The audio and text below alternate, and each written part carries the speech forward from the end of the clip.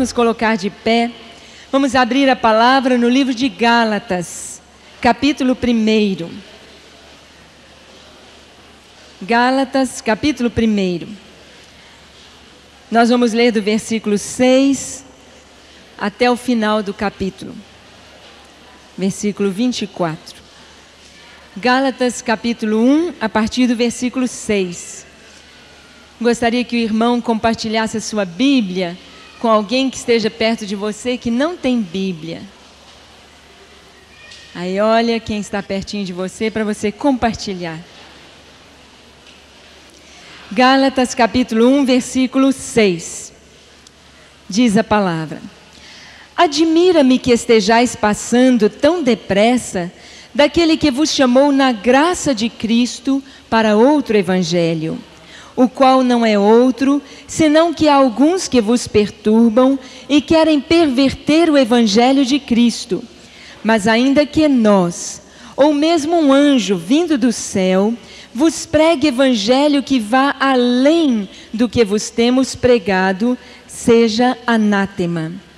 Assim como já dissemos, e agora repito, se alguém vos pregue evangelho que vá além daquele que recebestes, seja anátema. Porventura procuro eu, agora, o favor dos homens ou de Deus? Ou procuro agradar a homens? Se agradasse ainda a homens, não seria mais servo de Cristo. Faço-vos, porém, saber, irmãos, que o evangelho por mim anunciado não é segundo o homem, porque eu não o recebi, nem o aprendi de homem algum, mas mediante revelação de Jesus Cristo. Porque ouviste qual foi o meu proceder outrora no judaísmo, como sobremaneira perseguia eu a igreja de Deus e a devastava. E na minha nação, quanto ao judaísmo, avantajava-me a muitos da minha idade, sendo extremamente zeloso das tradições de meus pais. Quando, porém, ao que me separou antes de eu nascer e me chamou pela sua graça, aprouve revelar seu Filho em mim, para que eu o pregasse entre os gentios, sem detença, não consultei carne e sangue, nem subi a Jerusalém para os que já eram apóstolos antes de mim, mas parti para as regiões da Arábia e voltei outra vez para Damasco. Decorridos 3 anos, então, subi a Jerusalém para avistar-me com Cefas e permaneci com ele 15 dias. E não vi outro dos apóstolos, senão Tiago, o irmão do Senhor. Ora, acerca do que vos escrevo, eis que diante de Deus testifico que não minto. Depois fui para as regiões da Síria e da Cilícia, e não era conhecido de vista das igrejas da Judeia que estavam em Cristo. Ouviam somente dizer: aquele que antes nos perseguia, agora prega a fé que outrora procurava destruir, e glorificavam a Deus a meu respeito. Amém? Vamos orar. Pai, nós louvamos o Teu nome e Te bendizemos com todo o nosso coração. Nos alegramos porque mais um dia Tu preparastes, mais uma linda manhã para estarmos aqui juntos, congregados, reunidos, contemplando a Tua face, ouvindo a Tua voz, estudando a Tua palavra, nos alimentando dela. Oh Pai, obrigado porque Teu Espírito Santo habita em nós, está aqui conosco, que nesta manhã, Senhor, Tu venhas com toda a liberdade falar ao nosso coração. Abre o nosso entendimento, Senhor, abre os nossos olhos para ouvir a Tua voz, ouvir a Tua palavra, e que caia por terra, Senhor, tudo aquilo que não é Teu, tudo aquilo que possa perturbar ou confundir, Senhor, e que tão somente possamos ver o caminho do Senhor reto, seguro, aplanado, perfeito, a Tua palavra provada e aprovada para o nosso coração. Fala-nos, ó Deus, nesta manhã, alimenta o nosso coração, fortalece a Tua igreja, prepara-nos, Senhor, a cada um de nós individualmente, para aquele encontro maravilhoso com o Senhor. Ó Senhor, aperfeiçoa a nossa fé, faze-nos frutificar e sermos fortalecidos no Teu amor. Que a Tua palavra habite ricamente em nós e que nós possamos glorificar o Teu nome. E que outros possam glorificar o Teu nome através das nossas vidas. Enche este lugar da Tua glória, aqui estejam os Teus anjos, Senhor, ministrando ao Teu povo as bênçãos do Senhor enviadas para esta manhã. Nos fortalece, ó doce Espírito, Tu és o nosso mestre, o nosso professor, vem falar a cada coração. Toca, Senhor, com a Tua unção os nossos lábios, toca nossos ouvidos, nossas mãos, nossos pés, o nosso coração, para que possamos estar dispostos a seguir-te, amar-te, servir-te, para a glória do Teu nome. Fala-nos, Senhor, Teus filhos querem ouvir a Tua voz, pois a Tua voz é doce, a Tua voz é amável, e o nosso coração se deleita em Ti. Fala-nos a cada coração, nós oramos em nome de Jesus. Amém, amém. Os irmãos podem sentar.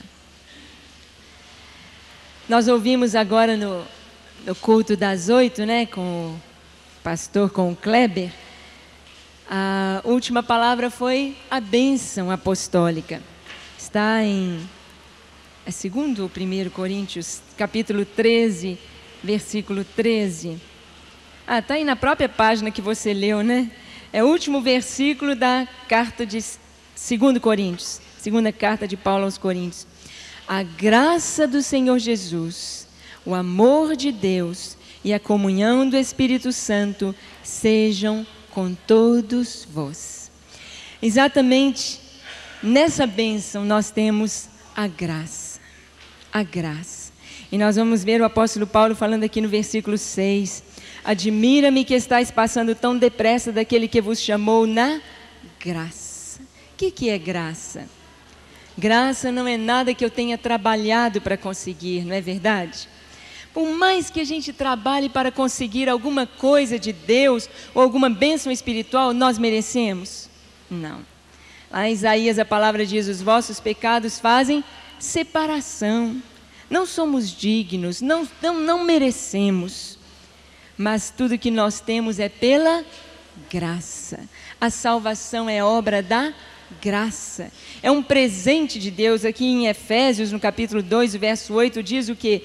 Pela graça sois salvos, mediante a fé. Isto não vem de vós, é dom de Deus, não de obras, para que ninguém se glorie. Quando nós nos firmamos nas obras, ou na lei, ou naquilo que nós fazemos, a gente confia naquilo que a gente faz. Mas o Senhor diz: olha, a salvação e todas as bênçãos, elas são fruto da graça, da graça, da graça. E nós não podemos cair dessa graça. Nós não podemos perder essa graça de vista na nossa vida cristã. Nós estamos estudando essa carta aos Gálatas, exatamente porque nos nossos dias tem surgido alguma dúvida sobre o crente seguir a lei e a graça, o crente voltar ao decálogo e a graça, voltar ao Velho Testamento, à velha aliança e a graça. O crente guardar dias, cumprir festas e mandamentos e sábados e a graça. Então o apóstolo Paulo, ele escreve essa carta, e não só essa, mas lá aos Coríntios, lá aos Colossenses, em várias cartas dele, sempre esse assunto está sendo levantado, do regresso ao judaísmo, da volta ao Velho Testamento. E Paulo deixa aqui muito claro para nós, e nesta manhã ele vai colocar a própria vida dele como um testemunho de que agora é graça, e não lei, e não decálogo, e não Velho Testamento, e não sábado. Então Paulo começa com o testemunho dele. Primeiro ele deu um puxãozinho de orelha, né, nos irmãos Gálatas, né? dizendo: olha, eu fico muito admirado que vocês estejam passando tão depressa da graça para a lei. Da graça, ele chama de outro evangelho. Sabe o que significa essa palavra evangelho? É uma palavra grega que significa boas novas. Essas boas novas, lá o escritor de Hebreus diz que foram anunciadas aos homens por anjos, e agora é pela igreja. Veio um anjo a Maria e disse: não temas, conceberás, darás à luz um filho, e o seu nome será Jesus, porque ele salvará os homens, o mundo dos pecados.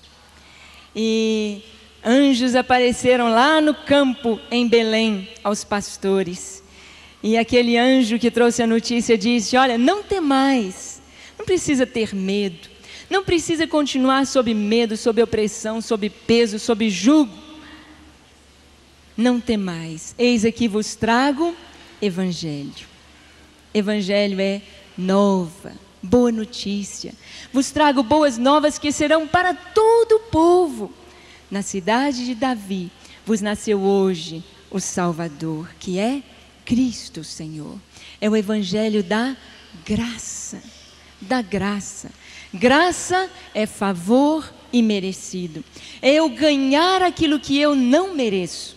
Nós já vimos aqui tantas vezes na escola dominical, vimos aquela figura, não é, da bênção de Isaac sobre os filhos gêmeos, né?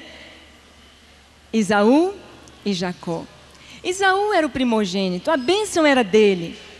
Mas quem foi abençoado foi Jacó. Por quê? Porque ele vestiu a roupa do seu irmão. Ele colocou pele de animal sacrificado para se passar por seu irmão. Ele agora tinha o cheiro do seu irmão, e seu pai o abençoou com a bênção do seu irmão. Irmãos, a bênção que nós vamos receber é a bênção de Jesus, nosso irmão mais velho. Ele era o unigênito de Deus, depois ele é chamado primogênito de Deus, porque junto com Jesus, nós agora somos seus irmãos e uma grande família. Irmãos de Jesus, de Jesus. Essa familiaridade de irmão, de sentar na mesa, de conversar, de brincar, de alegria, de gozo, irmãos. Não aquela distância, não aquela frieza, mas irmãos. Essa bênção foi conquistada porque nós vestimos a pele de Jesus. E para Jesus nos dar a sua pele, a sua vida, o seu cheiro, a sua roupa, ele entrou numa nova aliança conosco. Quando eu vim entrando aqui, eu vi o pequeno cálice ali, junto ao reto projetor. Esse cálice da ceia é a nova aliança no meu sangue. Foi muito caro, irmãos. Foi muito caro para o Senhor o preço pago para que eu, pela graça, fosse salvo. E Paulo está falando aos Gálatas: vocês querem voltar para trás? Vocês querem voltar numa aliança que não conseguiu tirar o pecado do coração? Que não conseguiu trazer a salvação? Ele diz: admira-me que estejais passando tão depressa daquele que vos chamou na graça para outro evangelho. É outro evangelho. Lei, decálogo, sábado, é outro evangelho. Nós vamos ver isso muito claro aqui. Paulo, então, ele começa dizendo, primeiro ele fala, olha, pode ser a pessoa mais, isso a gente sempre tem falado, irmãos, pode ser a pessoa que você mais ama, que você mais admira, mas está falando algo que não convém, que não concorda com a palavra de Deus, aqui diz o quê? Seja anátema, seja rejeitado. Seja rejeitado. Temos visto hoje esse sopro sobre a igreja e a gente fica tão triste de saber que vindo de uma pessoa tão querida, né? Mas seja rejeitado. É o que diz a palavra aqui. Verso 8, Paulo diz, mas ainda que nós mesmos, Paulo diz, olha, eu vim caminhando aqui com vocês na graça, na graça, na graça. Se algum dia eu mudar esse evangelho, me rejeitem. Paulo está falando isso. Mas ainda que nós mesmos, ou mesmo um anjo vindo do céu, vos anuncie outro evangelho, seja rejeitado. Ele estava caminhando na graça, ele disse, se eu mudar da graça, quiser voltar para a lei, vocês podem me rejeitar, porque o evangelho é esse que eu recebi do Senhor. É a nova aliança, uma nova aliança no meu sangue, E ele diz, a partir do versículo 10, Paulo começa a pegar a vida dele, e Paulo vai mostrar a experiência dele. Lá na carta aos Filipenses que nós estudamos, Paulo fala, sede meus imitadores. Por 2 vezes ele diz, olha, sede meus imitadores. Então ele está falando da vida dele. Olha, minha vida é transparente. E eu quero mostrar para vocês a minha vida, Paulo está dizendo. Então ele começa a falar como foi que ele conheceu Jesus. Não foi através de seguir a lei, porque Paulo ele seguia fielmente a lei, e aquilo não levou a nada, no aspecto de salvação. O que levou Paulo a ser salvo foi uma revelação pessoal, um encontro pessoal com o Senhor Jesus. Então ele começa dizendo, olha, versículo 10, porventura procuro eu agora o favor dos homens ou de Deus? Onde foi que a igreja nasceu, hein, irmãos? Onde que a igreja nasceu? Que dia foi que a igreja nasceu? No livro de Atos, foi no dia... Fala alto. No dia de Pentecostes. Naquele dia o bebê nasceu, o bebê chorou, e o mundo todo ficou sabendo, nasceu. Mas nós sabemos que o bebê não nasce no dia que ele nasceu, ele foi concebido. Jesus estava concebendo, antes da fundação do mundo ele já nos amava. Aquele dia já estava preparado. Quando o Senhor foi ali para o Calvário, quando Jesus passa por todo aquele ministério dele, o Getsêmani, a prisão, a morte na cruz, quando o seu lado é perfurado, nós voltamos lá na história do Gênesis, porque Paulo fala também, não é, que Jesus é o segundo Adão. O primeiro Adão foi feito semelhança de Deus, mas ele perdeu a imagem de Deus. Jesus agora é o segundo Adão, segundo representante da humanidade, e nós estamos em Jesus. O Senhor olha para nós e vê Jesus. Nós trazemos o cheiro, a vida, a pele de Jesus em nós. Assim como nós estávamos em Adão, para a morte, para o pecado. Adão pecou, a morte veio sobre todos e todos morreram. Agora nós estamos em Jesus, para a vida. O Senhor olha para Jesus, olha para nós, nos vê em Jesus. Nós estamos em Jesus. Assim como o primeiro Adão ganhou a sua esposa aqui do seu lado. Deus fez Adão dormir, abriu o seu lado, tirou uma costela de Adão. Ou seja, Deus fez uma cirurgia. Hoje a cirurgia não é assim? Faz dormir, anestesia, não é? Abre, tira. Só que Deus pegou aquela costela de Adão e a transformou em uma mulher, Eva. Era a esposa de Adão, tirada do seu lado. Sabe? Essa história não é uma simples história, não é algo assim bonito, mas tem um significado profundo. Nós, a esposa do Senhor, a noiva de Cristo, fomos tirados do lado de Jesus. O seu peito foi aberto, seu coração foi perfurado por aquela lança daquele soldado que foi testificar da morte do Senhor.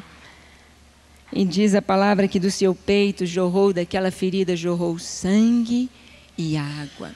Sangue e água. E é pelo sangue de Jesus que os nossos pecados são cobertos. E é pela água da palavra, pelo conhecimento do Senhor, que nós somos limpos e regenerados e transformados e crescemos de glória em glória.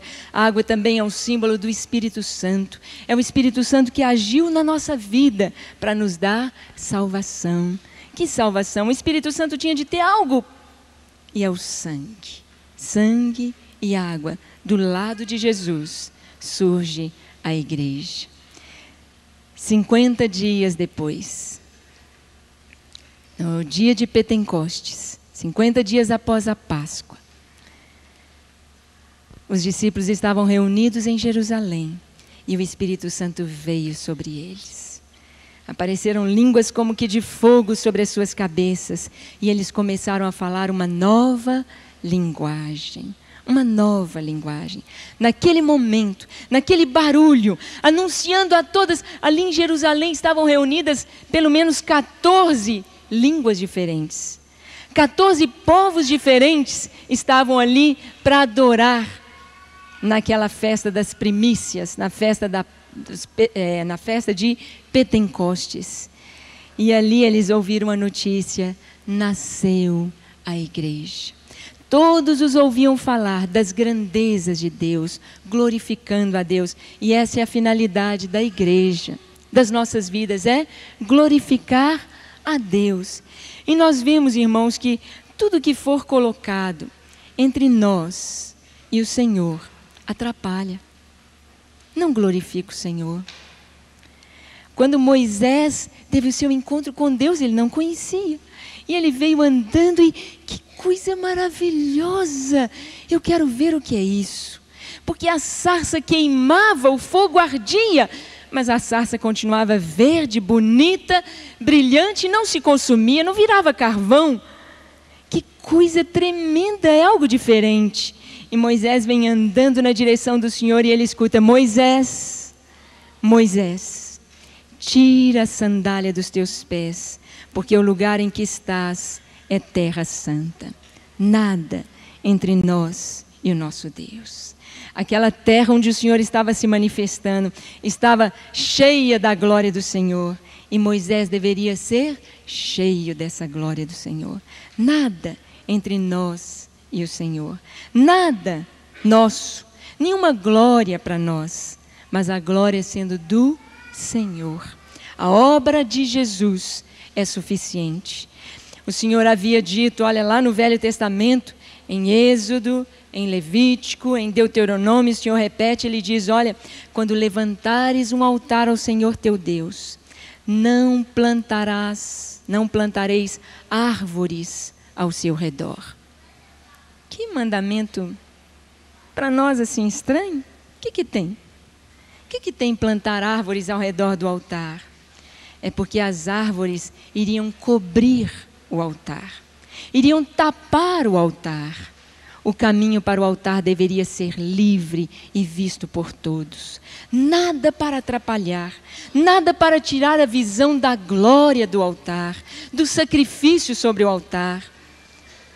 Quando nós colocamos qualquer coisa entre nós e a cruz, nós tiramos a glória da cruz. Nós tiramos a visão da cruz. Quando eu tenho de fazer isso e isso, já deixa de ser graça. Já tira a beleza da obra do Senhor. Não plantareis árvores ao redor do altar. O altar teria de ser visto. Tudo o que estava acontecendo no altar, a nossa glória é Jesus. Jesus é a nossa glória. Jesus é que é a estrela. Nós, o que nós fizermos, ele diz, na sua palavra, ele diz, olha, vocês têm de dizer o seguinte: nós fizemos só o que devíamos fazer, somos servos inúteis. Inúteis. Não é assim que diz a palavra? Paulo, então, ele diz, olha, eu não procuro popularidade. Por que ele disse isso? Por que Paulo diz aqui, eu não estou procurando o favor dos homens, mas de Deus? É porque nós dissemos que a igreja nasceu em Jerusalém, no dia de Pentecostes. E os primeiros crentes eram judeus, todos judeus. Judeus dentro do judaísmo, todos eram judeus. E quando um judeu se converte, ele continua judeu. Porque o judaísmo, Israel, nós temos todo um simbolismo espiritual nessa história. Mas ela não deixa de ser a história de uma nação É a história de uma nação. Há duas descendências, irmãos, em Abraão. Nós não podemos esquecer disso. O Senhor falou assim: Abraão, Gênesis capítulo 12.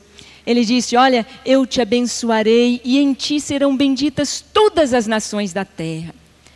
O tempo vai passando, Deus muda o nome de Abraão.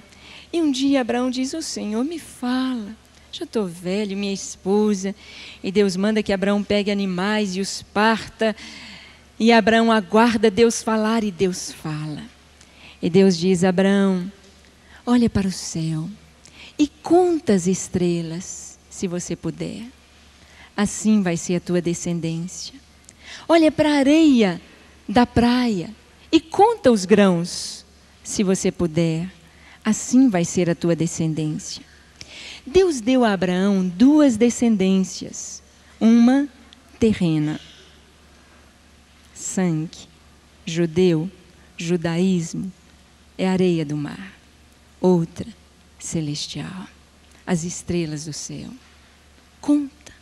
São incontáveis, são numerosas, são tremendas, uma promessa fiel e digna do Senhor. Mas são duas descendências. A aliança de Deus com Israel, ela continua.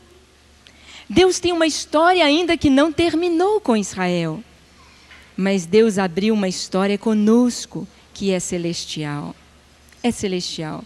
Para nós, Israel, o judaísmo, traz um simbolismo espiritual. Nós vimos isso no domingo passado, que todas as coisas que foram escritas são tipos, são figuras, são sombra daquilo que haveria de ser revelado em Cristo. Mas Deus ainda está tratando com Israel. Israel, o judaísmo, é nação. É nação. Nós somos descendência de Abraão pela fé. Nós somos filhos de Abraão, filhos da fé. Nós somos as estrelas dos céus. O Senhor disse que aqueles que conduzirem muitos à justiça serão como as estrelas no firmamento, brilharão sempre e eternamente. O escritor de Hebreus, no capítulo 12, ele diz: nós temos a cercar-nos tão grande nuvem de testemunhas. Essa nuvem, eu imagino essa nuvem, sabe, irmãos, como essas nebulosas, essas galáxias que nos telescópios gigantescos, que o homem começa a contemplar o céu, ele vê uma nuvem, nebulosas de estrelas. Nós temos nuvem de estrelas, descendentes de Abraão, filhos pela fé, filhos no Senhor Jesus. A graça. Na época que Paulo escreveu essa carta, seria muito mais fácil continuar judeu, continuar guardando o sábado, continuar não comendo isso, não come, não passa, não prove, seguindo festas, etc. Seria muito mais fácil, era popular. E Paulo diz: olha, eu não estou procurando popularidade. Eu não quero continuar bem. E agora Paulo vai falar algo que aconteceu entre ele e o apóstolo Pedro. Vamos ler o capítulo 2 de Gálatas? Porque a coisa mais importante, irmãos, é a gente estar dentro da palavra, conhecendo a palavra. Capítulo 2 da carta de Paulo aos Gálatas. Vamos ler. Paulo então está contando a história dele. No capítulo 1 ele falou que teve uma revelação, encontrou Jesus.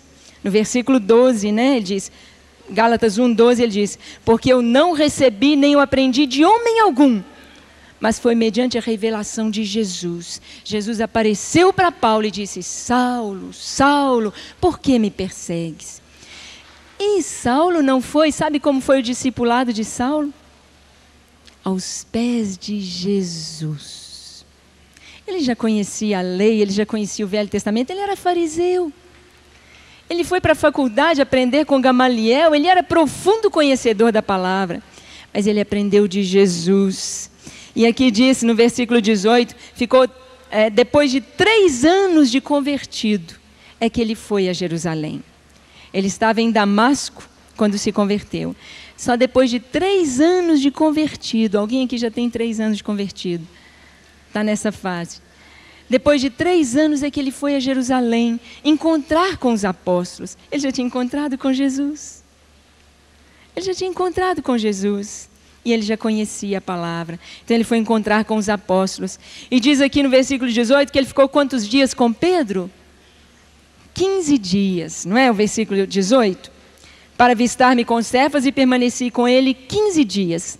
Imagina, Pedro e Paulo, 15 dias conversando, andando pelas ruas de Jerusalém, trocando ideias, contando experiências, 15 dias com Cefas. Depois Paulo volta, vamos pegar aqui o capítulo 2 de Gálatas. 14 anos depois. Tem muita gente que ouve o evangelho e já quer sair pregando. Você tem de preparar. Paulo já conhecia a palavra, era fariseu, profundo conhecedor da palavra, recebeu a revelação do Senhor, mas ele levou um período de 14 anos, preparando, conhecendo. 3 anos ele esteve ali aos pés do Senhor Jesus. 14 anos depois, subi outra vez a Jerusalém com Barnabé, levando também a Tito. Presta atenção, irmãos, que só a palavra de Deus vai falar ao nosso coração.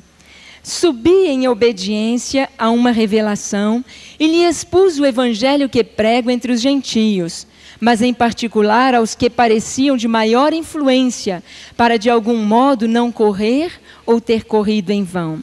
Contudo, presta atenção, verso 3, contudo, nem mesmo Tito, que estava comigo, sendo grego, foi constrangido a circuncidar-se. Tito era convertido, ele diz, você não vai se tornar judeu.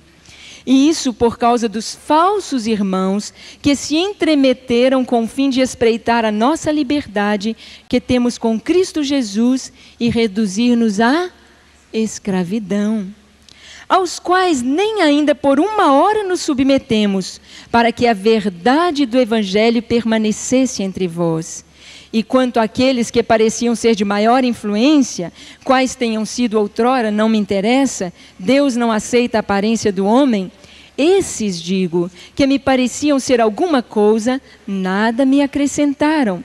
Antes, pelo contrário, quando viram que o evangelho da incircuncisão, não judaísmo, me fora confiado, como a Pedro o da circuncisão, pois aquele que operou eficazmente em Pedro para o apostolado da circuncisão, também operou eficazmente em mim para com os gentios.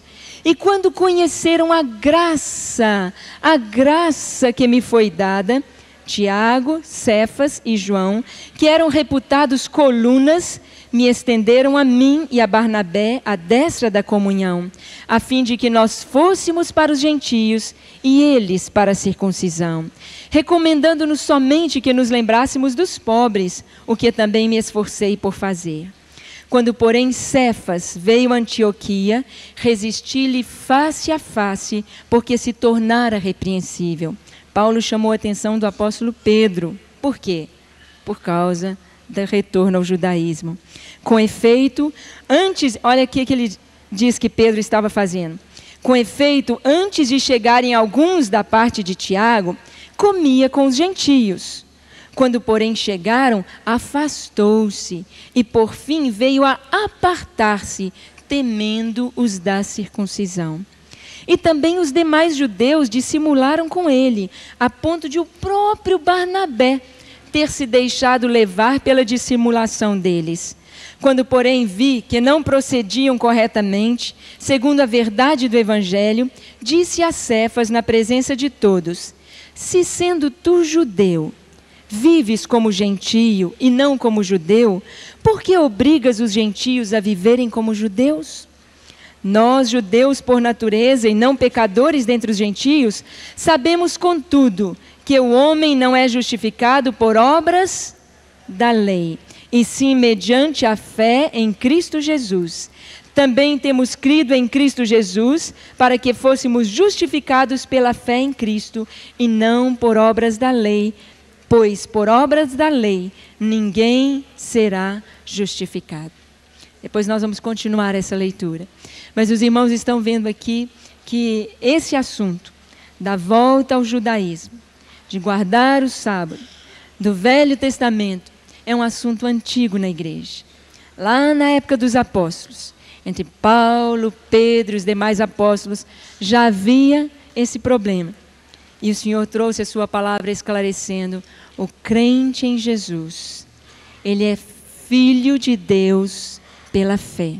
É descendência de Abraão pela fé. O judeu continua judeu, mas o gentio, cristão, ele está debaixo tão somente da graça. Da graça. E mesmo o judeu, quando se converte, ele continua debaixo da graça. Ele continua celebrando a Páscoa como uma festa nacional, mas agora ele comemora a nova aliança, o sangue e o pão, o vinho e o pão, o sangue de Jesus e o seu corpo, a nova aliança. Todos nós estamos agora em Cristo e no Senhor nós somos um. Amém? A palavra de Deus nos diz que o Senhor nos chamou para a liberdade e é para Ele que nós vivemos tão somente. Amém? Gostaria que os irmãos continuassem estudando em casa esta carta e qualquer dúvida vai ser tirada só pela palavra de Deus.